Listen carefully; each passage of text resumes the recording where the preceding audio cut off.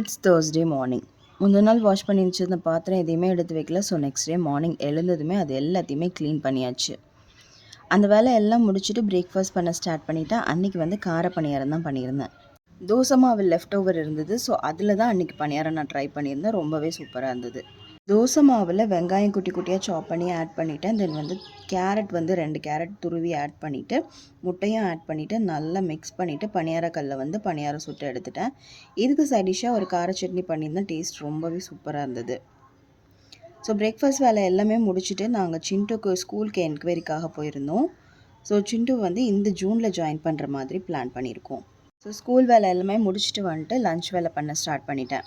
அன்றைக்கி முருங்கைக்காய் போட்டு இந்த மாதிரி காரக்குழம்பு தான் ட்ரை பண்ணியிருந்தேன். ஒரு நாள் ஹஸ்பண்ட் ஆஃபீஸ்லேருந்து வந்ததுமே ஒரு 10 நிமிஷத்தில் கடகடன்னு இந்த குழம்பு வந்து செஞ்சு முடிச்சிட்டாங்க. டேஸ்ட் வந்து ரொம்பவே சூப்பராக இருந்தது. அந்த ரெசிபி அப்படியே காப்பி பண்ணி தான் நான் இன்றைக்கி பண்ணியிருந்தேன்.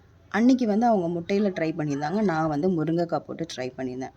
ஸோ அதுக்கு சைட் டிஷ்ஷாக பீட்ரூட் பொரியலும் பண்ணிட்டேன்.